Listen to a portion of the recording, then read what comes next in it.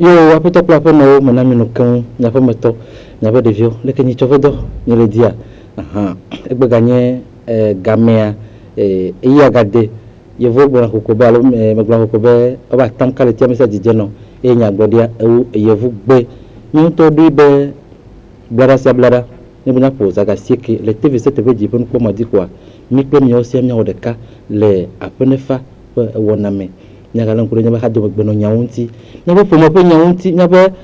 esoro gbeno nyaunti alabe koki voyo le modumda na jolo no vioto no kriva moadia wana soro na chome benane echo no va jore diolo alo lo metum alo na va domoda na nyala ke nako azozonli na nyala ke nako adafwa alo ninyi be ekpamre no mamia na nyala ke te ado adawne ke o ha ezunuka ezu pomo dodola ke pomo ya dodoa e dio toma kwa magoro mi jira ni vieux todoa ihan ya jira nya todo e mama mano ado wezona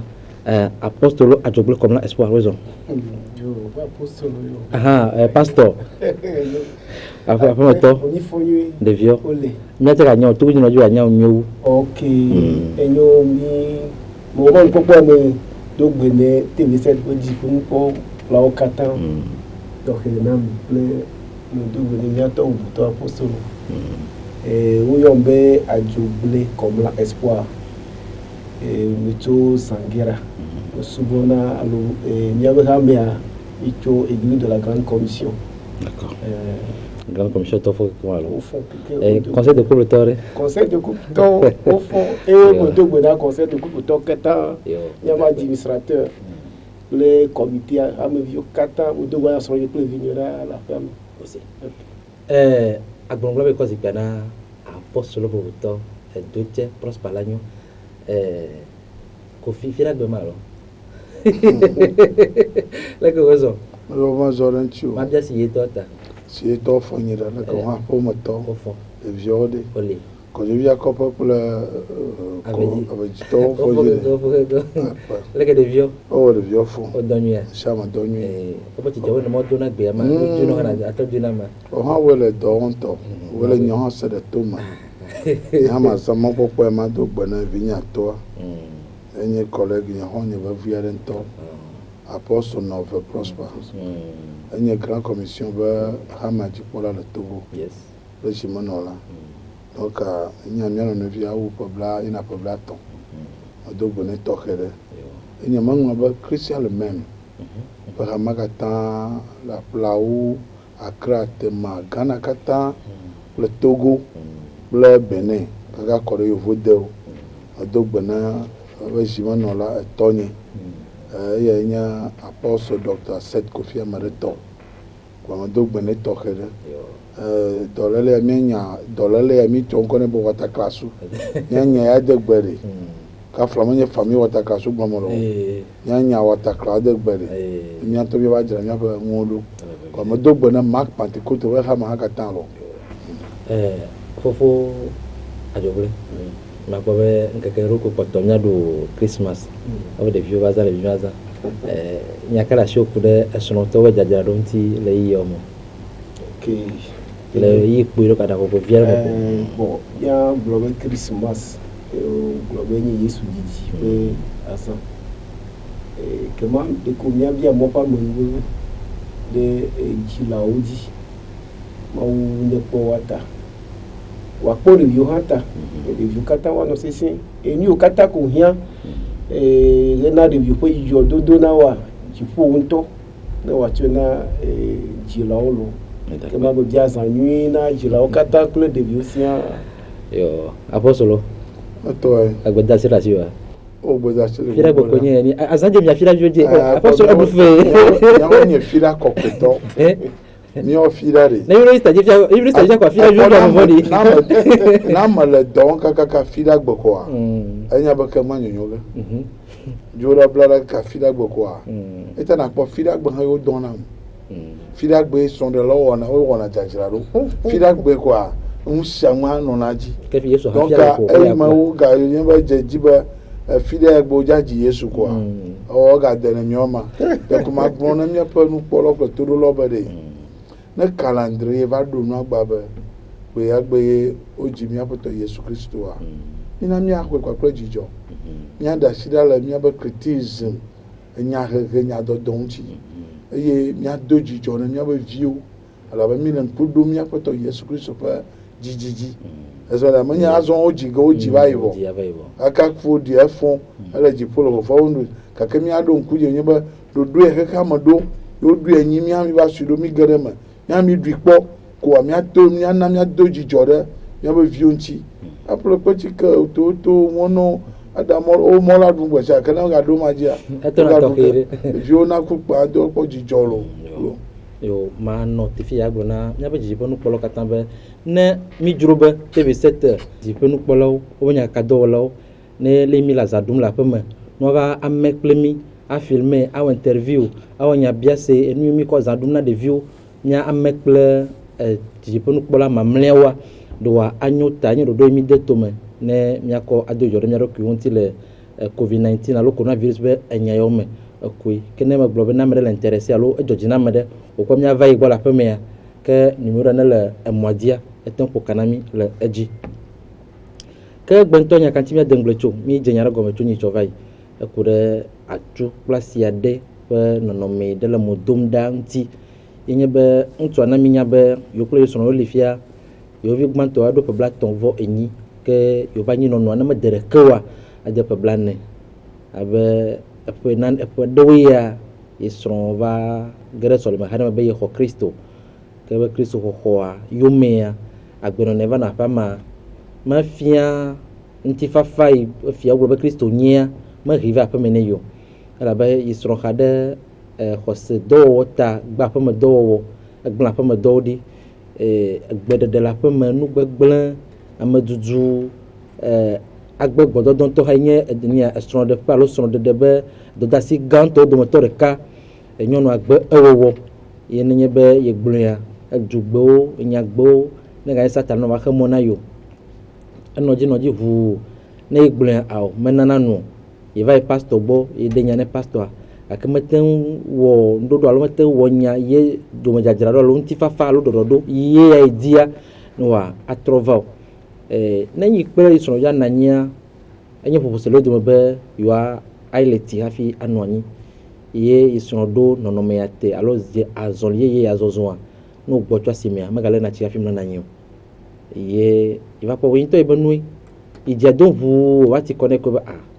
ya du le diamana nama iva la duma wana nyabe nanyabe ye la gbegbom ni be na gawu no le di hu nana na ba dogocho mene me vere ba wa fo kurba dogocho mene ya makayo nto ba ye le di afi enyagbema dolonu mene wa e wo dore di iwa fo de ka vo me to tro de ka pomo yi lala ye kposi nu ina mon ko be do hin atro gbova alo no menyu to me alo le yi klo so no tan ye le mo pomba aga trova no ma me vo me ko va ka fifia do yi ba pone fatoli apostolo li monya kakaloli agbonuglali chamiganli kwa be ya akwedarosi dagladi daviki ble afodo oholi ya dero boko na le kwata plinai eye wo voda dada sile snombe o de solime haibu bu mededelo voda da igbo chobe eye mewo intube nyenye be doda si olo alo leke yiso ade afoyo dere afo anyoa manyoa ya yoro na made leke yi watan ako jara yodo modo afo kai ya tan da ba ntu apeto la peme fofo ko tato vioto eye de nyono avede afo kai tan wade ne apana fato no wa afia nyanya ko apa pastor ajogle ozon yo nyabe akulata boli ene je gbe ya to yi choke mi lanti de bumpo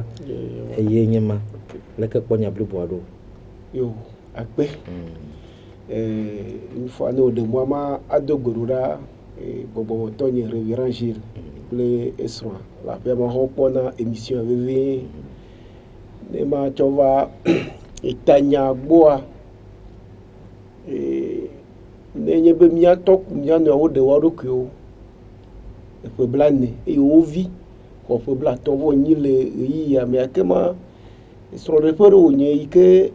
atin am gbogboro atema bia nukula menya cho go kure so de nyaunti wo nenye be egbe men keke me ye mianoya va dogo imenyaba Yesu Kristo a Nazareth to aye o va dogo abe Yesu a de cho yo be bari Yesu abe dibla ena minyabe nyonu sonto e fa gbenono numa foya adenka adeluvo amo onye be adesron kaka e pebla tonvo nyi pardon e pebla ene e via ko pebla tonvo nyi gbe ye nono mo va le ji le apemea e defuna menye be do yi transbosbor ko ga ke Kristo yi ke trona me pointinya amesia me ke dona go Yesu Kristo antonton ya la kwa ale le leva maganon e trona me pointinya e yeni ofiana mi le mi abe subosbor ko wa ni me ko se be ko na nu shafia ma o le fi ko be va tro diamelo la bene be o enye nyon sroto e yo sofu e bo tro diamele nyom nu me ha bobo yo chan le me yina enu sro pe ku tomoa ni menya en tout cas doctrine no lo ni menya le ko le fia wa o mo nu pour sur le pointio kaka nyon ma wa tobe e nyon la be magba aleti de ma isro ma ba de bocho intobe santere nyon la ya va activité o kaka be isro ko de pe blande be maga do e boitia la gbeti lele e nyam senya e defuna le mewube kaflan nyonu ma mia globe e le toku no agba e domo wu no mreke me wu no ne ye be va de c'est parce que ya rien de tai e nye kaflan e ntuple nyon me anyi nono e son la be adogbo la gbe kaka wa va globe ntu va le dio la gbe ne be mure va wa ya de so je gble manama ni menyo e Martin Blecho. Merci.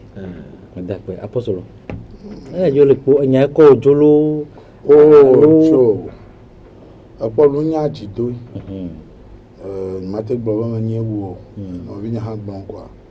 amala pom yiro kunya makora ba aka makokpa eton ha alle ma baba egba nya ba zu nya ba hu pom ba nya ala ma nya ma verify mi zu pastor eye miaba church alo poma church pom ba nya ya na ma agbon fe ba nya ne dare won jojo mo wa kama nye gbepo la lo ma vivito mu yo jojo gbogbo le miaba agblama eye ma zamo gbo pa agbon ba ma nya wo katan yo wa ma yo ko gbe yo ma son wa ma yo ko gbe yo ma liko wa ma yo gbe ji ma totro ye no la fore dem o yo khonu be afoma dana la mani mi to ma wa o mo jina be wa si wa o be nu wona e dana e ye gbana po alo gbana le go le efeso to ba gbana ta ton piku ya ma ton asena ma ton apostle Paul mo gbana ya ko khonu efeso ha ma kenye mi on ha gbe be nu yo to gbo mo ga yo pe ko to re mi anchi o aso la via o nyonu si ike de son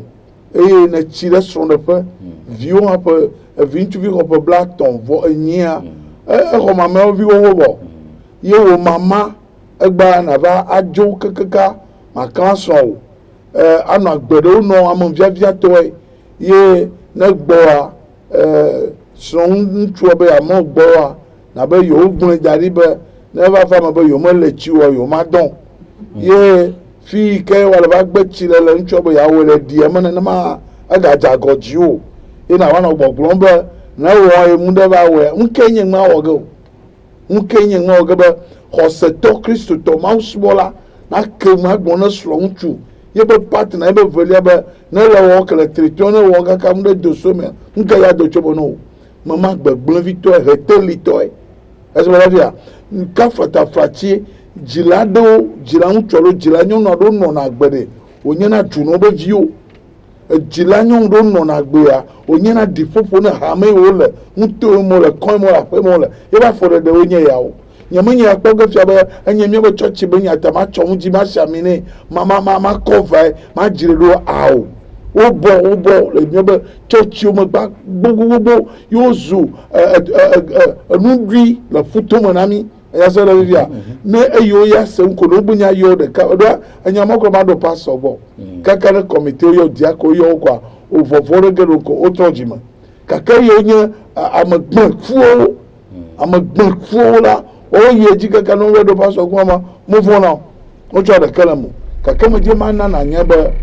eyi nu ya dzɔdzɔm keke wo be wo ko nye pastor kuma nye be pastor wa si le me esia kplɔla ɖo va si le nu yɔ me ye ne va mea ɖo gagla su edze eteku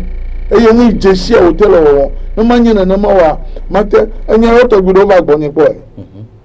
nyɔnu adzo kɔ be nɔ pastor wa ƒe me kaka sanga wi ɖeke woawo dzi viwo eŋutsɔ be agblẽ ya ebe o eŋu ʋame ya mawu da subɔsubɔ ɖe ne mawu da subɔsubɔ ɖe dzi kɔa xɔ nye me kɔa le va nɔ kaka sanga wi ɖeke ya vɔ dzɔgbevɔe toa pastor srɔ̃ mele fi ya o esrɔ̃ le yovo de ye wɔ nava nɔ subɔsubɔ do ka eli ye wo nyɔnu hamevi nava nɔ wɔm le nye ba ƒe me nye xɔ me ebe ɖe be ma nɔ egbɔdɔme ma tete kpɔ ɖe yesu be ne mi gba do ne mi do gbe ɖa be mawu ne ɖe mi tso tete kpɔ me vɔ miatɔ mi ɖe do gbe be ma do go le tete kpɔ me eya sɔ ɖa fia mekɔ ya kpi no ma yi vi ɖe ma va. pastor adzɔgblẽ ma bia be ne mi le miaƒe sɔlimehawo me ye mi dza wɔ ɖoɖo esi mi buna tame kuna ɖe ame yiwo le hame ŋuti yiwo be gomekpɔkpɔ le ɖoɖo mɔ me sɔlime be ɖoɖo mɔ me ɖe mi wɔna susu kuna ŋuti hafi wɔna ɖoɖoawoa. Agbe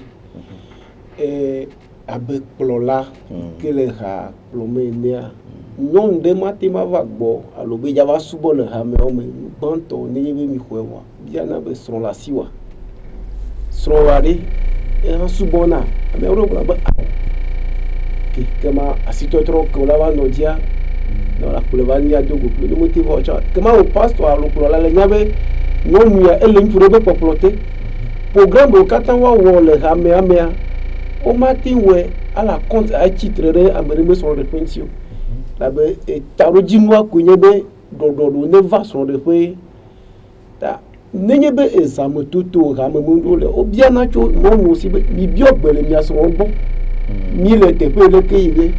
mi ya yi kpa me game leke elabe nenye be le nyɔnu srɔ̃tɔ la tsɔ bubu na osɔfo yi ke gbɔ le subɔ le gake srɔ̃ la zu alo azu afɔtutunu le aƒemea eke ma subɔsubɔ ame ɖeviwo. te gbe ɖe akpa dzi nam. wei menɔ gbɔgblɔm be nyɔnu gbogbo ɖewo wo dena bubu wome sɔfo alo wokplɔla ŋuti ele teƒe wole ade bubu gbɔgbɔmetɔwo ŋuti gake esrɔ̃ yi ke le ɖe yi ke mi kple mi mla na yi enye kafla nu sia nu nɔ eviwo metɔ eya azu alo nɔ si be mianɔ ya fia aƒo tome ne srɔ̃a ŋutsu kafla ne mianɔ nyɔnu ma kasi fia kɔ woƒe droit de la femme fi ke mia ŋutsuwo me droit va yi ti o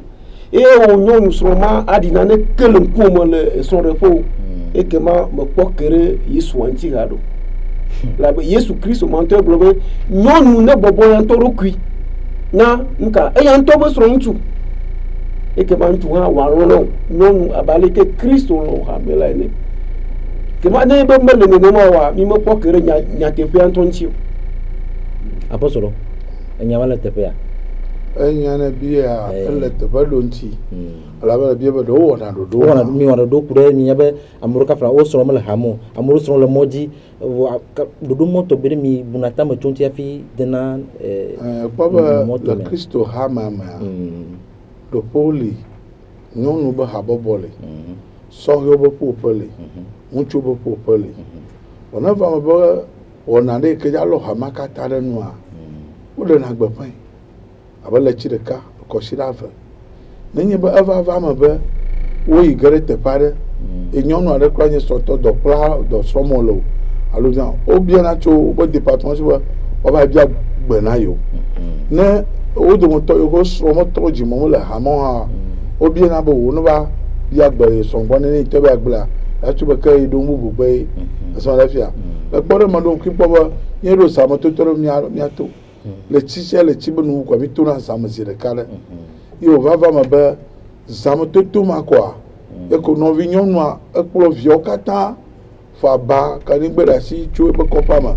gbɔnɔ zametotoa vɔa megblẽ ne srɔ̃a o ye ŋutsua eyina dɔ me enɔna zã kaka fia gbe ma gbea ya xɔ gbɔdzɔe le po ma di le ma fie gbe ma gbe o dzi be ya ɖu nu ma Eh. yo be mo kpɔkpɔ kete be fi da gbe zã ya ma ye ɖo la ɖu nu Ya gbogbo za. koa be nyɔnu me gblɔ nya ɖeke ne koa ɖeko wolo abaviwo klo ko wodze mɔ fi kae mi la hã be yo yina zameteƒe be gbe ɖe ya ke nye ma hã wobe gbe hã wobe azu tukara na wo ko eyi mo ma dzidzi lo le vespa dzi va yina koa nye ma kpɔ nke dzɔ wonya dɔ be wa ƒe nɔ alo la ɖo to srɔ̃ eyi me bia gbe me gble ne tsã wo nɔ wa trɔ ya ƒe me egbatɔ me wɔ naneke o ne mi gawo ge gabu me ɖe wo hã la kpɔ go le zameteƒe mia ɖo ŋku dzo le gbedodoɖa me ŋutsua be pastor wea ame nyuie ŋutɔ ɖe wònyi ame nyuie ŋutɔ ɖe wònyi lo Ore pastor. la ŋgɔme Egbeje za me ta o. ŋgɔ ɖu nu kpɔ ŋgɔ ɖu nu kpɔ Ene. nye tata ma va sɔ le mama tsɔ tia le Esi. egba nya ŋutsuwo de kafla nya ŋutsua gbogbotɔ kleŋganiwo mi nye ema be wo lo Eh. nya ŋutsua de wa kleŋgani mi nye ne wole nyɔnua fu mia dza wole miawo fu nyɔnua dze ye vivi na mi ta megblẽ ne ma koa eza ma me nɔ bɔkɔ ne meba ƒe nɔ xɔ gbɔ se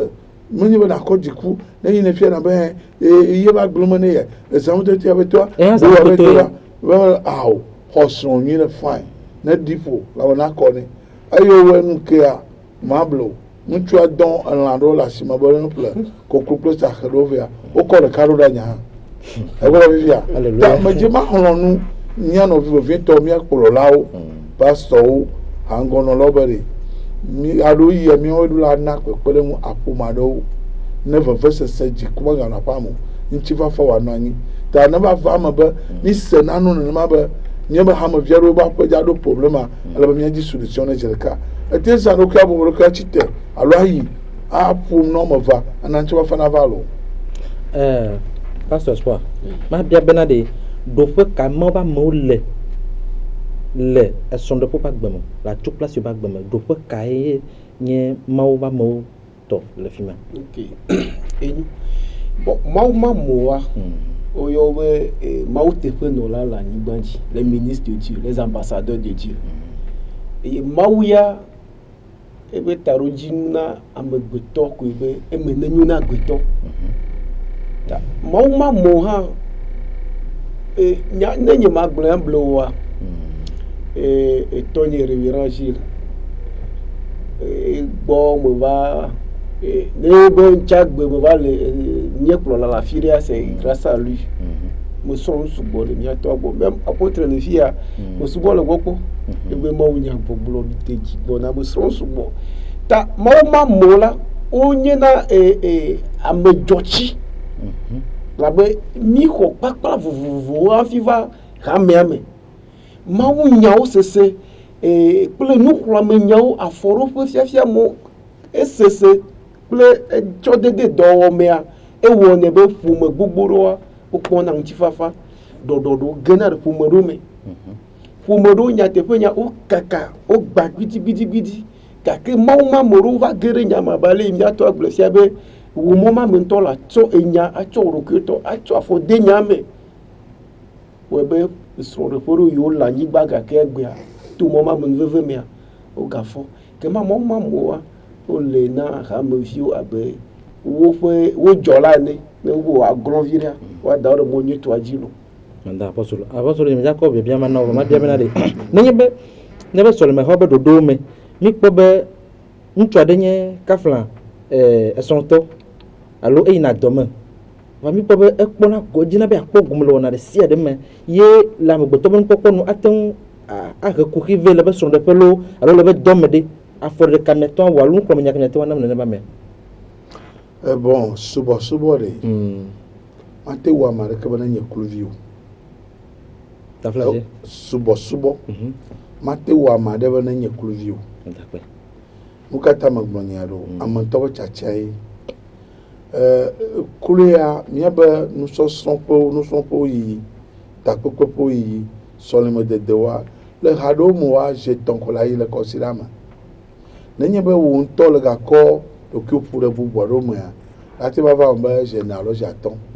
nu katãe mi do agbe ɖa fi ɖe agbewo le ŋkeke me alo zã me mi va nusrɔ̃ƒe ku ɖe agbe fiawo srɔ̃na nu kɔsiɖa gbe mia katã mi va bɔna eye nye subona de kai kada ma to agala haji hama alo ele département de me yo va o va do o bo tagbe pe yo va jora gbe yo va sronua ha bo akpo gomale me ka kenenye be yen to wododo de be subo ntia matima zo kluvio eso na vivia yeta ma global subo wa ma kluvio ka ena na mi srona wunya na nwe ta na ba ba amadele ma ye o gale doma le konto la te o doma ba programme ma gba bo subo ba dodo activité o yo ha o subo activité o la ma gba doma ba dodo kwa avofa kaka marento na be yeyi na de Benin yo vala Accra Mochoa intele do kiblan fie nya gblan le nya ya esa na fia ma do gba be yo samoto pe le ye ma ve le de chikope bo zamato la ka Casablanca o zamato la ajidogo ma ajinu moto fi o zamato la ka asiye wa ma ve le kaka neho fika o zamato le nyera mi abo choche ba gboji ba zamato to le kama di mo fika wa le tolo abe ye to le pastor wa ho ma fi ma yin zamato to a eta nenye ba amare to ba activité alo mi abo dodo enye problem na le doma alo la pema ya yin to gbo ocholo mandakwe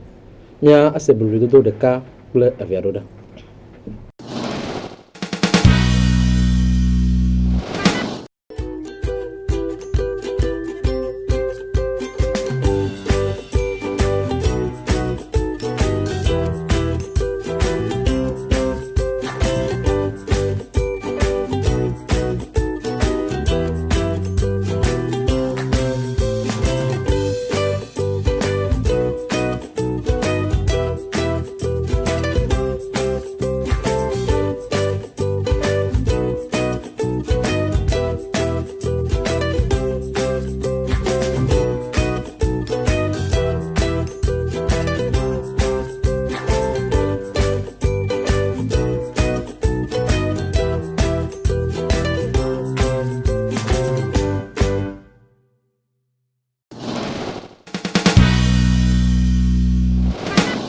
yo tebe se te jiponu kpolo apeto ple apeno mi la kpedena mi la pe anu kpokpo na to dodo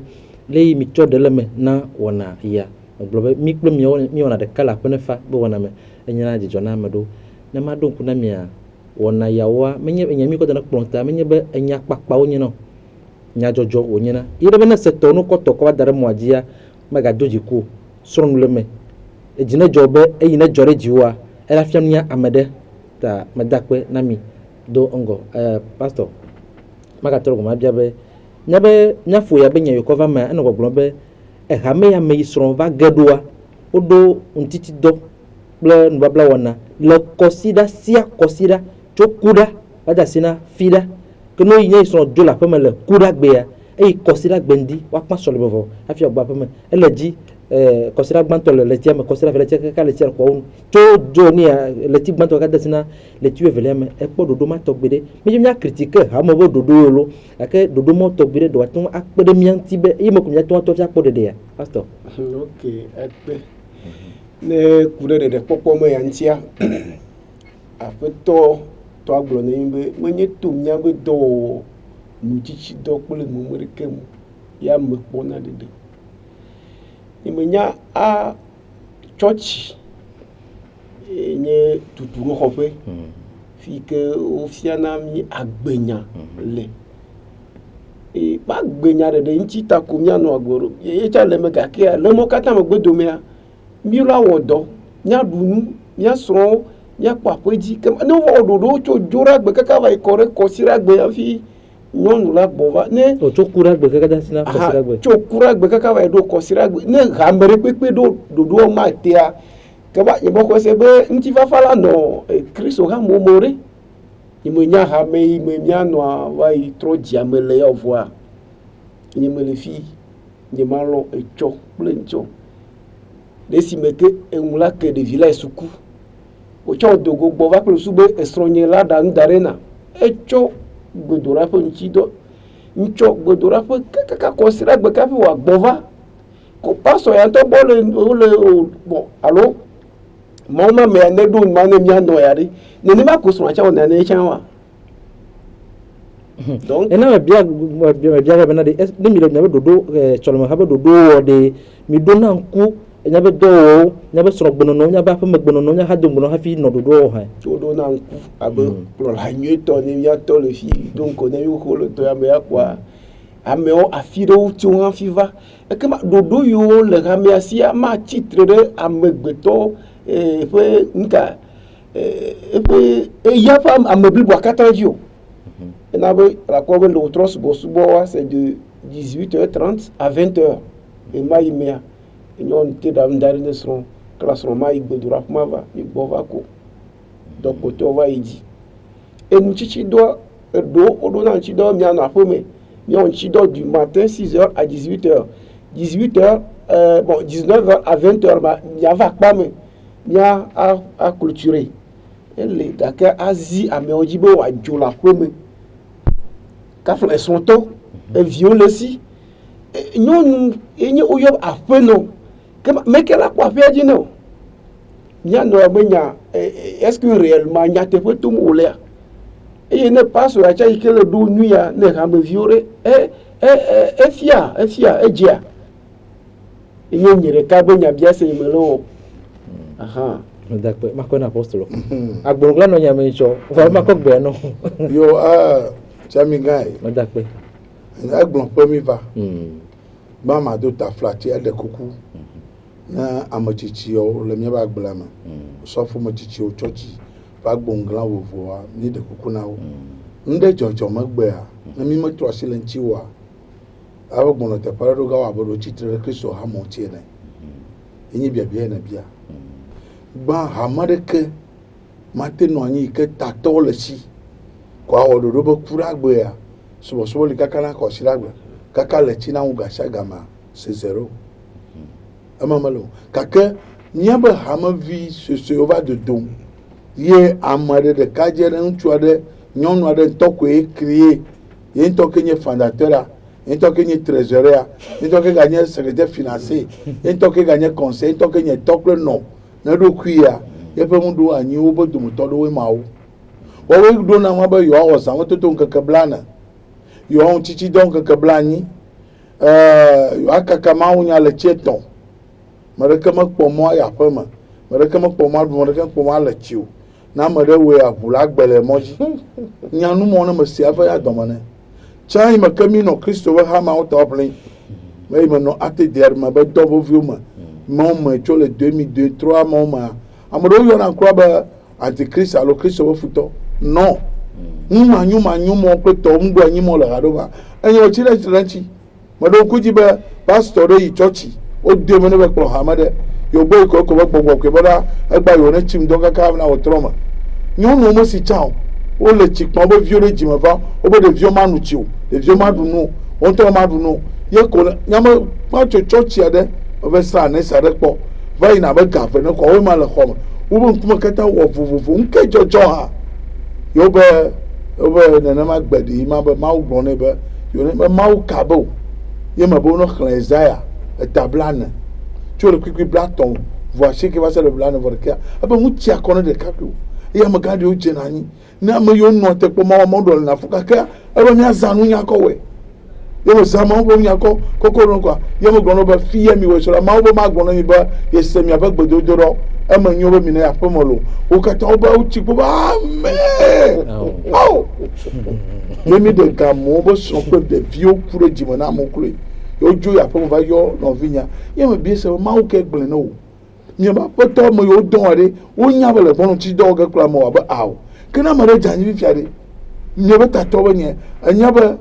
nya ma hono ne ko bo jo nya ma yi wa poto wo no amabubu chule ha ma ba na mchocho nchi lo ba ta to bo o don to ni ma ga ba ma klo ha ma so nya te poto tu ma mi no amote ya mo nye tonami amo hono amo do adam na amade ike pastor de kema le popolo de ketew amade kema nye tono amade kema nya poto no odu mo todo bo ndudu wo wa bo no mare na jo le so agbo kura kaka ko sira gba fi wa gbo zarobo yi ma unya kaka le cheton le tieve garo mo ba o itoji le kenya ma da si sro nye na jo le gbonye ko shere ka ko shere ave abe itoji ikeme klamo mimo odoko nye be Kristo ha mo wona nu ma wo. D'accord. Pastor magatoro bo nenye be mi wodo domo togbe yenye be amadama te kpɔ gomele mode o ke ku de esrɔ̃ talo aƒeme be kuxiwo talo alo dɔm be kuxiwo ta ɖe ne mi hena tonea mi hena ɖe megbe dome ade ɖe megbe dome zikpui dzi lo alo nɔnɔme ka mi wɔna iwɔ be amewo vɔna ne mi wɔ ɖoɖo da ɖia amewo vɔna be ne va da dia eto hena va na yo. Ok. Ebe ale gbegbe mɔ lɔ keke me eye wotsɔ eƒe teŋvi ɖeka hena va ame sia me sa yi ke nu me dzi ma gblɔ fi ma ko nyi bena Mawu subɔsubɔ ɖe Mawu mele zi ame ɖeke dzi o c'est que etsɔ lɔlɔ̃ me ŋusẽ ɖe de mía me ne woɖo gbedoɖaƒe alo nutsitsi dɔ eye me va alo ɖe xaxa ɖo ta osɔfo mate va lé o abe mi he ɖe nka gbava tsɔtsi kɔ alo punition leke c'est parce que be me va nutsitsi dɔ nenye be réellement wo ŋutɔ ƒe lɔlɔ̃nu ya wo gba kple Mawu ƒe nya ye nenye be xaxa ɖea Mawu nya nenye be wo ŋutɔ lele be wo me ŋutsi kɔ ne alo nu ɖe ta parce que Mawu subɔsubɔ ne mi le subɔ Mawu kafla ne me le subɔ Mawu gbea nye me le subɔ Mawu na apostolo me le subɔ Mawu na mo mi le subɔ Mawu na mía ŋutɔ mía ɖokui ata apostolo nya Hiob eye wòle be nu me to ma egblɔ be ne yiƒe ŋutilã vuvu bayaba hã nye be yakpɔ yiƒe Mawu yakpɔe na yi ŋutɔ ɖokui ta Mawu subɔsubɔ wome zina ame dzi be ne me va nu ya leke ezi be dɔkplaƒe lo alo bɔ suku hehe kɔƒe ɖo wome zina ame dzi o ta ame aɖewo nya tsi kpe ko be to hehe ɖeke menana na hamevi ɖeke nenye be meva nu yi leke wo be nu yi leke me va o ame ŋutɔ ƒe lɔlɔ̃nu yiwo tsɔ subɔna Mawu. Medakpe Grande Commission tɔ ɖo hi wo gbɔ ma Pentecôte gbɔ aƒetɔ hã to sɔleme haɖo hafi va ɖo ma Pentecôte gbia leke nɔnɔme akpɔ le ne ma mekpɔ gome le nyebe ŋuti tɔmɔ lo alo eganye hame dada hame fofo yi mekpɔ gome nɔnɔ mɔto gbɔ ɖe mi he ɖa to nea mi he ɖe megbe dome ban dzi alo ke mi wɔnɛ. Nye me si kpɔ nye mekpɔ hã kpɔ be wo be woayi ɖe conversion alo woayi ɖe evangelisation Mawu nya kakaƒe. Ya ame ɖe mete yi ko wo doe ɖe wo dɔn to ne wo xi ɖe megbe dome nye me si kpɔ nye mekpɔe hã kpɔ ne dzɔ nye mekpɔ si o gake menya be ne va va me be ɖekakpui aɖe le tsɔtsia me ye ko do fu na hamevi aɖe ko mi va se nenema la eda le se dzi agbã agbo dzi ema fia be wòla yi zikpui vi dzi nye kofi me meha ame ɖe megbe kaka hame amewo ɖe megbe kpɔ ne wɔn ŋutɔ be nyo na ye enya se na via Kristo me mi le ŋu srɔ̃ wobe mi gatsɔ dzimawɔsitɔ be kɔkuti kɔ le mía ɖokui Kristo kple belia mate srɔ̃ eye Mawu be xɔ kple trɔ̃xɔ mate srɔ̃ leke mía kristotɔ míawo me nye xexea ƒe kekeli míawo nye xexea ƒe dze ekɔ me mi le aƒe mi tso ƒomewo wonya bena ɖe ewo tiami gã teƒe Matias ame yi nenye ya ko keke va se ko akpo o ɖeka do fu na ame etɔ̃ yia woɖo la dɔn to na o edzɔ le Korintiatɔ ƒe agbalẽ gbãtɔ ta matɔa me eye ɖekakpui atɔ be srɔ̃ gbɔa o apɔsɔ pɔ be yi mele wo dome le ŋutilã me le wo dome le gbɔgbɔ me ta wo ne xame ma ɖe megbe dome ne ŋu akpee ne fu hã ebe luƒo na kpɔ ɖeɖe esɔ na fia gake wobe mi ne va eŋutsitsidɔ le kpa me ma mete kpɔ gome le me wobe dɔdasi aɖe le kpa me wole awɔe kɔa yeta wa dɔ ne dzɔ le eme gblɔ be ate dzɔ le fia ɖewo gake medzɔ le nya gbɔ nye kpɔ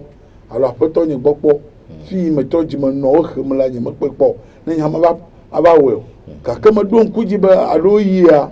enye na vodzido na ame ŋusẽdɔ ame agbɔ nya ɖo nenema akɔ de dziƒo na ame aɖewo agblɔ gake be eyi ame ada le dzi ta mi nya le tsɔtsia me alo dɔ to na wa ye ko nye mekpɔ kpɔ gake wogblɔna nya tsi ɖewo akɔ do ŋusẽ amewo be ne wòe ŋu yi na dogo tso me na woe be ne wò ŋutɔ ne gbe me wòe hã ŋu yi na dogo tso me na woe ezɔ ɖe fia wogblɔna ya lo. Apɔstolo mesi nu ka ya tɔ aɖe mɔ alo nyɔnufiawo me ɖe nenye be ame aɖe ɖe srɔ̃ wokple ŋutsu ɖewo li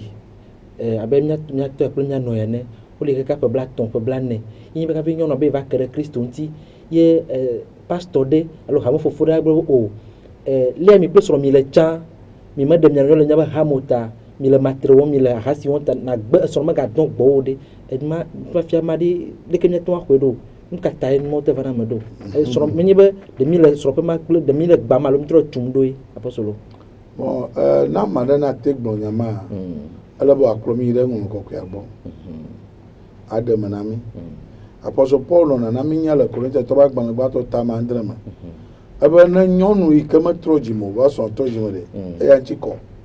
enyɔnu aɖeke tro dzimo sɔ metro dzimo ŋtsi kɔ mama fia be yi wɔna mawu ame ve asɔ asi o ne tro dzimo ta na gblɔ ne srɔ̃ be metro dzimo wa enye satana me vi gbɔgbɔvɔtɔ te ma ke awo ye le mía be kristotɔ be nufiafia me hã mi me fia na numa be ne ame aɖewo va tro dzime va míabe tsɔtsi ya míawo míagaba ʋu gbɔ va kɔkɔ kuti bubu akukɔ no awo gba amanveve wonye amanveve ya so si bo kpɔ ɖeɖea nye wɔ dɔ kuro be ɖeɖe kpɔkpɔ ŋuti afia nuwo hena wobe keleli nenye be kpekpeɖeŋu aɖe li ku ɖe wobe ƒome wobe srɔ̃ɖeƒe ŋutia ke hame alo nunɔla wɔ le be akpe ɖe ŋuti to nufiafia me ʋuʋu la ŋutsu wate be agɔmesese me ne mebia nyɔnua ta wa woakpe ɖe ŋuti kake wate kpɔ tabianu abia nyɔnua ta gake ma va gblɔ nɛ be eye wova dzesi kristo hele míabe hame vivia ta la mebia nyɔnua ta mekpɔ ma dɔ gbɔ ne dɔ gbɔa abe dɔ me gagbɔ ezam gã ese ma kple ɖoɖo ma mele mia si o mi me fia na mɔ gake ele tsɔtsi aɖewo me menya ya ma to ya teƒe ye me si akpɔ be kaka memli agbea kplɔla aɖewo wɔna appel awɔ yɔyɔ be mekawo gbɔ dɔ tsɔ ame nyɔnu aɖewo boni kafla boni nyɔnu aɖewo eɖewo lo menye wo katã o nyɔnu abonitɔ aɖewo kɔ na asi dzi ne wokɔ asi dzia wobia na wose be de srɔ̃ wabia ta woana agba ɖe ta wa no be awɔ be wɔme vɔ no va dze klo me ɖo va tu nenema kpɔe ye be mia ŋutɔ xɔ ŋudada mɔ nufiafia mɔ ye mi va le me gbã Afrika mia Togo be akpa gãtɔwo le dua va to Afrika be du gbogbo tɔ me de polygami mi nye etɔ nye ɖe nyɔnuwo za menɔ nye nyɔnu gbãtɔ ame yi va kplɔ ame nye gbãtɔ ame gbãtɔ va ame nye gbãtɔ ta nye ŋutɔ hasi vie me nye ma eseme ɖe fifia ne mawu va me va ya tu nya nye pasɔ gba kɔa ma gblɔ be ame ɖe ya nyɔnu ɖe ya le ŋutsu aɖe gbɔ ye ŋutsua mekpɔ ŋutete mekpɔ le si aɖe wòabia nyɔnu ata o ta la ma gblɔ ɖe be srɔ̃ƒe ma tsi mekɔ wone kaka nye ma fia gba fia sɔ ma fia ŋku ɖe dzimetɔtrɔ ekeleli agbedzadza agbe kɔkɔe nɔnɔ ŋuti eye ma kpe ɖe ŋuti vevietɔ ŋutsua tsi be wòabia nyɔnu ata le kpɔ ɖe me nyitsɔ ate yɔ pasɔ asista nye no ese ɖe bia ƒevetɔ ɖewo ba nya wodzi viwo kaka wobe viwo sɔ abe ame na alo atɔ eye ke ŋutete me nɔ tsɔ ekɔpri be fia na mu le ega mele si o nye kpe ne tsi hama nɔ anyi kpli le aɖaŋu ɖo kaka ebia nyɔnua ta le ƒe ɖeka kple afɔ megbe ko nyɔnua de ƒomewo gblɔ ne be ebe mawua eɖi nɛ ebea kristo hamea eɖo la kpe ɖe hameviwo ŋuti akpe ɖe amewo ŋuti ado ŋusẽ menye be woatsitre ɖe srɔ̃ɖeɖea ŋuti be nyɔnua mebia ta o alo wobe srɔ̃ɖeƒea mekɔ o mi mewɔna ya o lo. Pasa jokle. Enye ko na postola ma ko ga dara ha bo. Enyo enya to agblɔ nyo sugbɔ. Nye me se na enu aɖo gɔme ne mia tɔɖo yo be nye mɔ mamɔ. Ame o dzo nuɖo yo menya yo va ɖo. Kema wa me nya nua e la fia wo be a ni va ɖo fia. Yo la be la foi vient de ce qu'on entend. Ce qu'on entend vient de la parole de Dieu. José eva na to na enya sesem. Kema amewo kokplo to nu fia wo me. Mate va gblɔ na ame yo va be tro dzime fia zi ɖeka be nua ko wa be bi da fɔ bi da le mɔ me se dzi ŋutɔ. Kema srɔ̃ nyui nye dɔ da asi na srɔ̃ ɖe be ne ga sɔn. Fia mɔ ma me ma be ava nɔ dɔ nyɔnua gbɔa. Va se ɖe me ke esrɔ̃ la va kpɔ ga ava biɔ ta. Mais je ne comprends pas. Si vous allez bien, toi, le ministère de Kaflan, tu as flashé. Et Ramedo Yoko, on te nous si à nous, fondateur, on te nous si à nous, on a un ce de bon. Nous, on devait y passer au rebord consultation. Pas à tourner, nous, on a besoin le moji. Pas à tourner, ils sont que vous demandez. Il n'y a pas de chumana, que ma djine. Ni mo goglo no nous comme je sais ce que je dis. Et des gens nouveaux, c'est bleton, il y a me blonnier, nous avons un dit c'est. Et mais que va le dos, nous avons beaucoup de travail, pas soya, bon, mais pas visionnaire, il te va regarder. Nous tu as le mot, tu as bova ya quoi, ezunya. Ne même pas moment, nous cahier ne américain, moi dis-moi, d'autres petits colons, yo seulement tu moment mon tiré. Le cas malin on a trop dit parce que mieux moment moi le tamona mo un fil mo le que moi la blonde sont bien ta ne ba dog bonson vaut mieux de mieux que kaka et problème yo tu vois quoi magicien plutôt de la queronti le godo dora a fort pour faire mo et le bel bien sont tassé kaka pour le moment mon veut quoi o tu géré et nous doit y kokoyame mais il y a des lois interdites pour donner au riz. Et viare, il y a trouvé un yaba quoi elle que ouais. Nous tu as payé les gens à bordeaux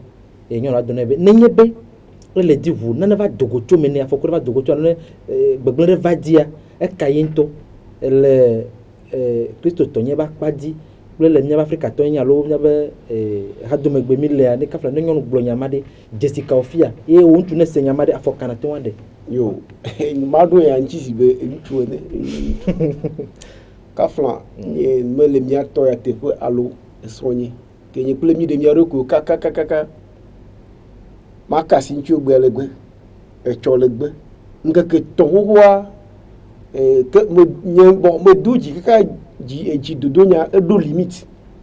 ni me segomu ça dit que ni mo pokasi nchi wa kaka ke to legbe ma chonya renchu voke kwa ba tobe kafla me le diwa be son kusone eye la glone ye be ne me le ji nuro wo ma bon bref déjà mia bolo mia no ewu mia to acha ho fo doa enya nyire be nu kebe lo ma bon ni mia do ma nchi ko yewe nya ma bolo mia no ya me gba le gbeji wa nyon re ke matin kenu agbo na son ike ode efo blane emi avio ko fo blatovo enyi ye gbere ka gbe son tu lava eji o nyon re ke mati gbe ma nenye be nyon wa be da fogbo nto ya me ko fo me ya ma me ya be wa ya fireko nu ke nye nu wo enya be ne nyon da fogbo alo egbele so agbo ege na kuva na nka ntu ata ina gbogbo be ne nu ro va me ma cho nyade ko nyade jore amere pla mere do me e va den afonya me ntu ano gbogbo na be isronyo no ale to ne be ne le ji kaka ne gbegbe ne va igbo mo gbo va pe me fi ya ntu bubugbo ke eye na meseya e ma bujina le ke nyo no ala te gbla ne nero que me va dogo pour nyon ale de me na be ça fait des années ils seront même bakasi ntiko voix et nous bagbe le tien nti il me ble kususu be ya igbo mo gakia c'est que il blene ko do wa senya be le hie alors que comme enya le vice versa le ya be a je va y non do be côté kema nenye be nyon ya ba gbogbo ne son abe ne o ne ne nous va ouais enya be imogba le gbejina isronlo eyima d'accord nyama ko potore agblin le gouvernement ba le teno sofa de msiana bana mama chile mowa do le ki hayi na ala ba wa ma fa o gbin be never fa ma be yo male chi wo yo ma don fifi ya ba trozu munya we ne nyoma ko ya hanareta agbechile le kwa no diama ya magabu wale chomole chole jine ifi ya yo va ke ngone ba yo won le diama na mde ba we atenye mu apave gbanto ma mi agbon ba le di menono di popo to le ate no nchi ate we kaka le gobu bo mi aga tabu na zambe ne nyom no ade ko pro son wa no anyi wo gbegbe yo hade dodon ta be me ya donc les sont au tidia que ya ndu fiade ya se na via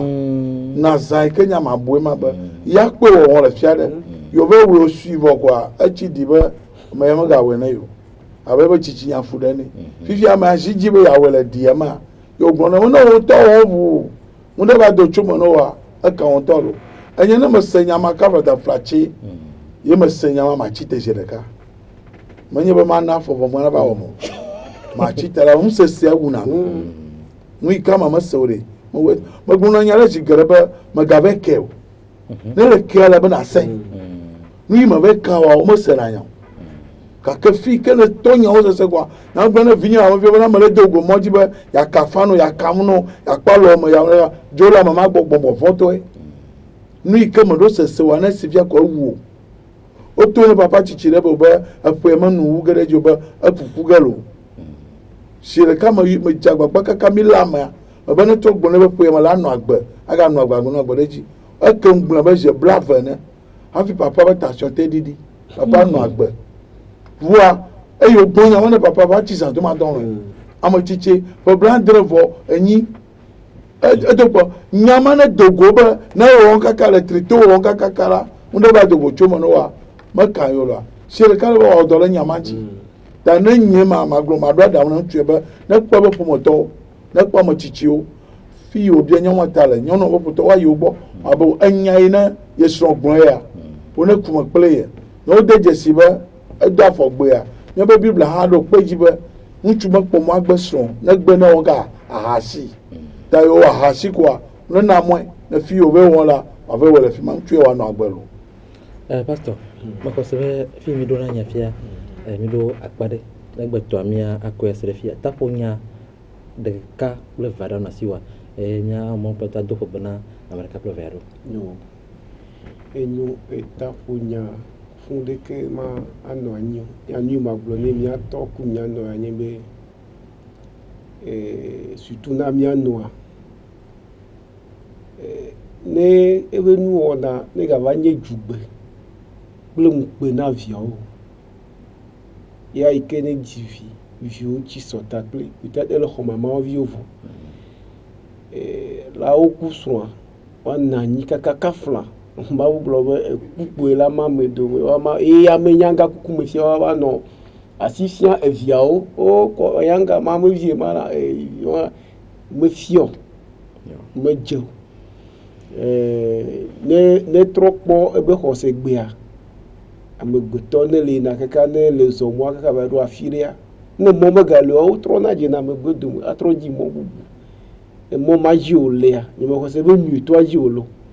ke ma ne egbugbo re megbe ne wa po fi ke ibucho ne wa tro je mo nje to aji lo ke ma abali le gble ni ma profiter ne ma do gba ma da pe ne nyanto de mon popo e ke mi nam eta me do ye mejo gbonyu na mia duma mesia me le vieto na conseil de couple me to keke mesia me ile toji ga pour le mia poma me do asanyu na mi maula pomiata aller au pomiata le fe akpe ku blave me to gobo mo sese mi se kunya mi me se po ta ke ma facile le mia dia e pas si maga no mia di na nkeke yo poto mia o pe ya no mia u agere fe me le didi non non me dogone grande commission Rabokata dogone grande commission Zangira tam de délivrance ple agbema vo toji ba me ke le pula dogone Rabokata akpe la posolo oh nyama globa ma do je goma na mi ba yeji menyen do nya umi le ya o manu mi lo ba ma glo ko ba ade kukule Kristo poma me vieto mi amba viu nya no be loban kwa ban pai mi garon na no won wa garon Yesu clam that is to gantiu o clam Yesu that is to gantiu wo bai ayo pure mi ata o di ofun mi garan kudo ga be jiji haje ya ta to kuku de ma mi apenu won na o ga de ga bi le tomu ma garon han panya avrudodo nya busunya aba Kristo bom tilantiu nya wo nane nya no agbe nya ponu nya wonu wo na ola na de Kristo menye de ku na mo na kpo eye abafu ya banu wo na la magaza mo ko kwa gona mi be mina mi adu mi ado ko dzi xexe me katã yɔ fua kple dɔléle ke ne do sedede kple ɖoɖo yiwo kɔ da ɖe míawɔ wo dzi wo mi tsɔ nu míaƒe ŋɔtiwo minɔ asikɔklɔ dzi ne mi le teƒe ŋkɔ mía sugbɔ ao ɖoɖokuiwo ɖe aga mi kple ama dome ne keke ne dzidzi vi ɖe abe ma yi ba me manɔ aha maɖu nu ma yi leka míanya be ƒe yame menyo eye míaɖu mía ɖokui dzi bena mɔ ƒe amenuveve mɔ ƒe ametagbɔ kɔklɔ mɔ ƒe asi eye nɔ mía dzi ƒe yame la wòakpe ɖe mía dzi be míagage ɖe akpe eve kple blaeve-vɔ-ɖekɛa me eye me sia me na ɖe ɖokui la le dɔ vɔ̃ɖi si yɔm wole bena covid-19 míaƒo asa nɛ lo akpe. me da akpe na ame sia ame eye titiawo gagblɔa eye ma ɖo yi ŋtsɔ bla ɖe gbea pastor bubu aganɔ mía gbɔ míaka da asi ma kɔm na ɖe nu ka kum le dzɔdzɔ leke míakɔ aɖɔ míabe sɔlimehawo ƒe agbenɔnɔ ɖo bena nu gava nyi kuxi alo enu yi na gbã míabe sɔleƒewo míabe ƒomewoa megblɔ nɛ kokoko be sɔlimehawo dukɔ blibo ƒome dzi wonɔ anyi ɖo nenye ƒome nyo hame nyo dukɔ nyo lo medo gbe na ayivi ƒomea le fika aƒlawu abelia kɔƒe ma menye be tata Angel qui va dans fréquence 1 le to dia mais do gbe na mi katã ko to asɛ wɔna ŋuti be mi te se mía ŋkɔ mi te kpɔ mi le míabe dzidziƒonukpɔmɔ dia mi do gbe na mɔli akpe kaka wole dɔ dzi Paulin kple Frido kple meka Bernard akpe na mi kaka lo to se dɔwɔƒe katã mi eda akpe na mi agbeyemetɔwo ame yiwo katã ko ɖona to wɔna ya mi da akpe na mi eza nenɔ tɔxɛ lo bye bye.